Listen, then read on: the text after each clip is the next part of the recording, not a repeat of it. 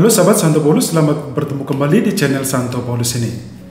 Dalam katekesi santai kali ini, kita mau membahas tema tentang 3 hari raya besar yang dirayakan berurutan hampir di seluruh dunia, Katolik dan non-Katolik. Ketiganya adalah, pertama, tanggal 31 Oktober itu adalah Halloween. Yang kedua, tanggal 1 November itu Hari Raya Semua Orang Kudus. Dan yang ketiga adalah 2 November adalah pengenangan arwah semua orang beriman. Uniknya adalah ketiga perayaan ini berhubungan dengan arwah-arwah yang sudah meninggal. Tapi yang jadi pertanyaan adalah, apakah ketiga perayaan ini ada hubungannya satu sama lain? Mari kita simak baik-baik.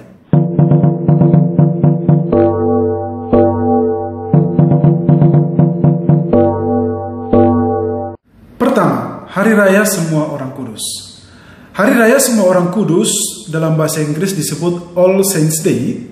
Itu adalah merupakan perayaan orang Katolik untuk menghormati semua orang kudus yang dikenal maupun yang tidak dikenal. Itu berarti para kudus yang dimaksud di sini adalah mereka yang telah dikanonisasi atau diakui oleh Gereja Katolik sebagai santo atau santa dan beato atau beata, dan juga orang kudus yang tidak atau belum dikenal oleh gereja. Karena ternyata begitu banyak orang kudus yang tidak dikenal oleh gereja Katolik. Jadi penghormatan ini sudah dimulai oleh gereja sejak abad kedua kalau dilihat dari sejarahnya. Nah, mengapa orang Katolik menghormati orang-orang kudus? Saya sudah membahasnya di channel ini juga, ada di episode 45. Yang belum melihatnya nanti silahkan dicek lagi atau ditonton kembali. Sejarah penetapan Hari Raya Semua Orang Kudus ini melewati proses yang sangat panjang. Awalnya dikatakan dalam sejarah itu, pada tahun 407 Santo Yohanes Chrysostomus menetapkan perayaan ini pada minggu pertama setelah Hari Raya Pentakosta. Kemudian pada tahun 610 Paus Bonifacius keempat menggesernya ke tanggal 13 Mei.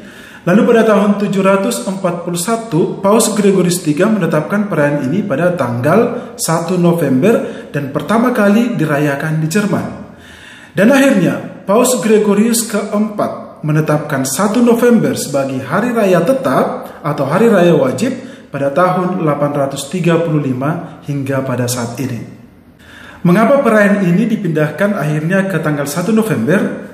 Ada sejarawan yang mengatakan bahwa Gereja Katolik merayakan perayaan ini pada tanggal 1 November untuk menangkal Hari Raya Orang Pagan pada tanggal 31 Oktober yang dikenal dengan Halloween.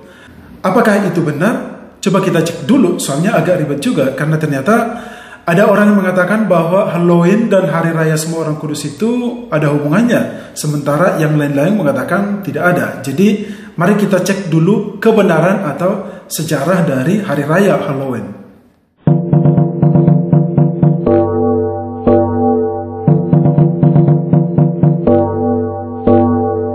Nah, sekarang coba kita telusuri sejarah Halloween. Kata Halloween merupakan singkatan dari frase All Hallows Evening. Dalam bahasa Indonesia disebut Malam Para Kudus. Istilah lain dari kata ini adalah All Saints Eve.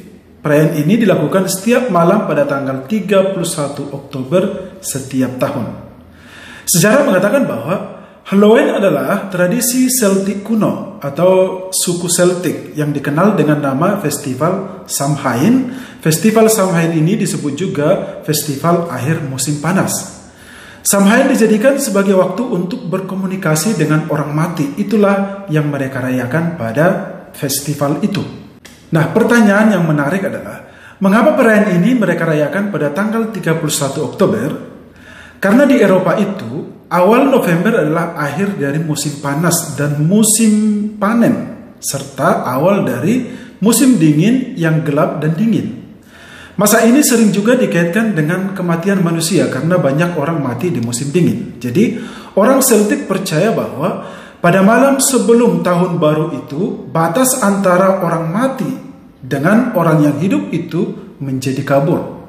Oleh karena itu, pada malam 31 Oktober mereka merayakan Samhain dan meyakini bahwa hantu orang mati itu akan kembali ke bumi.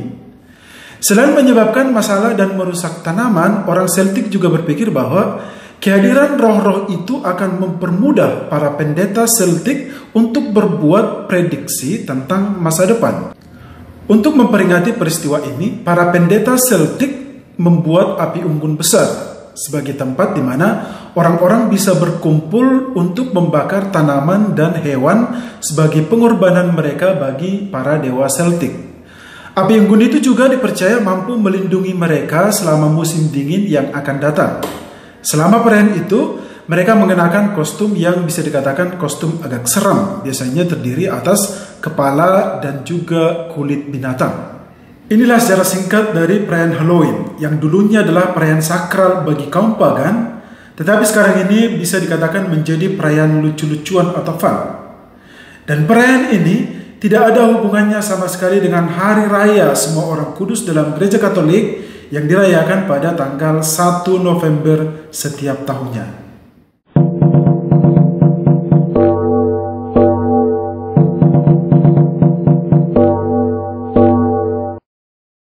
Nah, sekarang kita mau membahas sedikit tentang hari pengenangan arwah semua orang beriman. Dalam gereja Katolik dan banyak kelompok gereja Anglikan, tanggal 2 November adalah hari untuk memperingati orang-orang beriman yang meninggal namun belum dimurnikan atau belum masuk surga, atau mereka yang masih berada di api penyucian. Perayaan ini didasarkan pada keyakinan bahwa ada ikatan spiritual antara orang yang meninggal dengan orang yang masih hidup. Itu berarti ada ikatan spiritual doa antara umat yang berada dalam api penyucian yang disebut dengan Ecclesia Penitens dengan umat yang berada di surga disebut dengan Ecclesia Triumphans, serta umat yang masih hidup dalam peziarah di dunia ini yang disebut dengan Ecclesia Militans. Mengenai tema ini, saya juga sudah bahas di episode 40 di channel ini dengan tema Mengapa Katolik Mendoakan Arwah. Silakan nanti ditonton atau dicek kembali. Hari Arwah atau All Souls Day pertama kali dipopulerkan pada abad ke-11 setelah Abbas Odilo menerapkannya sebagai hari di mana para rahib, biara Cluny dan semua biara untuk berdoa bagi jiwa-jiwa di api penyucian. Lalu praktek ini semakin menyebar di benua Eropa. Untuk memperingati hari arwah ini, mereka melakukan beberapa hal. Yang pertama, membunyikan lonceng. Membunyikan lonceng itu bagi yang telah meninggal diyakini sebagai bentuk menghibur mereka yang masih berada di dalam api penyucian. Yang kedua, menyalakan lilin. Menyalakan lilin dianggap sebagai cara untuk memberikan seberkas cahaya kepada arwah yang telah meninggal, yang dimana mereka masih berada di dalam kegelapan. Yang ketiga, memberikan roti atau kue kepada orang miskin. Praktek ini diyakini sebagai untuk meringankan penderitaan jiwa-jiwa yang berada di api penyucian. Jadi, roti atau makanan diberikan kepada orang miskin ya, bukan diberikan kepada arwah, bukan. Ini beda konsep dengan sesajen yang diyakini atau yang selalu dipraktekkan di budaya Indonesia. Ini beda total. Nah, pertanyaannya adalah, mengapa perayaan ini dirayakan oleh gereja setelah perayaan semua orang kudus? Gereja Katolik berkata bahwa setelah kita merayakan hari para orang kudus, kita mendoakan para saudara-saudari kita yang telah mendahului kita dengan harapan agar mereka pun dapat bergabung dengan orang kudus di dalam kerajaan surga. Ada satu hal yang menarik dalam perayaan ini, bahwa ternyata perayaan ini tidak hanya perayaan Katolik saja, tetapi juga dirayakan oleh gereja Anglikan dan sebagian gereja Kristen Protestan Lutheran. Mereka juga merayakan itu di Eropa sana.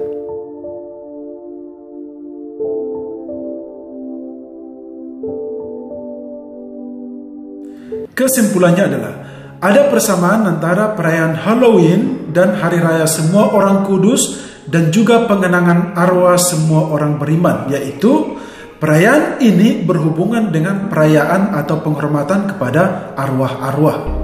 Sementara perbedaannya adalah, perayaan Halloween bukan perayaan gereja Katolik, sementara perayaan Hari Raya Semua Orang Kudus dan pengenangan arwah semua orang beriman adalah perayaan gereja Katolik. Dan sebagai catatan akhir dari katekesi kita kali ini adalah, Gereja Katolik merayakan Hari Raya Semua Orang Kudus dan peringatan arwah semua orang beriman pada bulan November karena liturgi Gereja Katolik berakhir di bulan November. Maka, sebelum gereja memasuki tahun liturgi yang baru pada masa Advent dan sebelum gereja mempersiapkan diri untuk menyambut kedatangan Kristus di hari Natal, gereja mengajak umatnya untuk merenungkan terlebih dahulu akan kehidupan sementara kita di dunia ini dan tentang akhir hidup kita di dunia ini. Maka dengan permenungan ini, maka kita berharap pada akhirnya suatu saat nanti kita bisa bergabung dengan para kudus di dalam kerajaan surga. Yesus,